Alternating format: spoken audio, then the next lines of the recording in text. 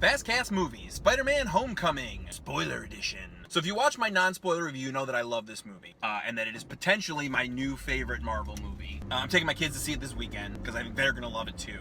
And from a spoiler perspective, some of the things that I really, really dug. Number one, as I mentioned in my last review, the villain is so much more relatable than almost any other villain. I think probably than any other villain in the Marvel universe. The movie opens 8 years ago in the rubble below Stark Tower after the Chitauri invasion from Avengers 1. And Michael Keaton basically is a salvage guy who has managed to score this amazing contract of salvaging all of this alien technology. And the government comes in and says, sorry, we've canceled your contract, we're taking it over. And that is sort of the inciting incident that makes him go bad, quote unquote, but not really. I mean, this is a guy who did a bunch of business deals based on the promise of a contract that was signed. And then it was taken away from him. And so you see where he is coming from, you know? He then basically becomes this guy who sort of goes out freelance to try and find this alien technology and then use it and build it into these cool weapons. How he makes the switch from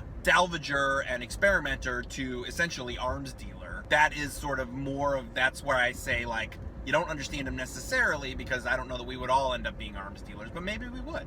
In terms of the character of Peter Parker and how he sort of is this kid trying to become an Avenger, I think is really fantastic. The super great twist that I absolutely did not see coming, his love interest girl is the daughter of Michael Keaton, was executed perfectly. The moment that he's going to pick her up for homecoming, the Vulture opens the door. It was like, wait a minute, did he figure out who this girl was and kidnapped her, and now he's trying to mess with Peter Parker? No, wait, that's the dad. And I thought that just amped the movie up in a perfect way. It gives Peter Parker this moment where he has to decide what's important to him. You know, does he need to do what is right and try to stop this guy from putting these weapons on the street, even if it means ruining his, like, high school experience and, you know, upsetting this girl that he's interested in and all the rest of it? And I thought it was just all executed so well. There were so many moments, and I don't usually do this in a movie, but there were so many moments where I laughed out loud and started clapping, which almost never happens to me in a movie. The last twist, which I guess isn't so much of a spoiler if you've read the cast list, is the fact the sort of like stoner, stoned out alt chick is actually MJ. I thought was cool, because obviously it's setting it up for future movies, because she doesn't really do much in this movie. I thought that was pretty interesting too. I like that they're sort of playing with the canon a little bit. One other thing that somebody else I was talking to about the movie was commenting about is the fact that his foil amongst his peers, Peter Parker's foil, is not a jock.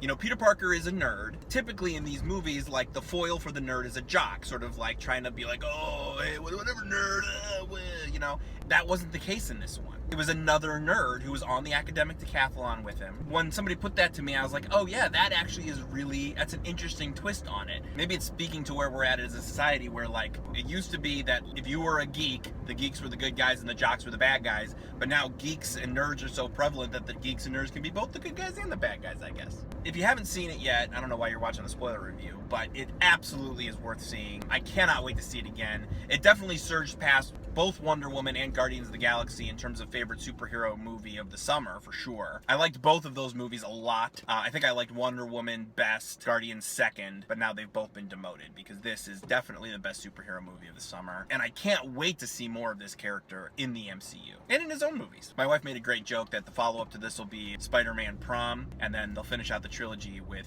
Spider-Man Winter Formal. So that's FastCast Movies. See ya! Hey, thanks for watching the FastCast. If you like what I do here, don't forget to like, share, and subscribe. You can also follow me on Twitter at Mr. J Handle. And remember to check back, because I do this a couple times a week. Thanks a lot, everybody. FastCast!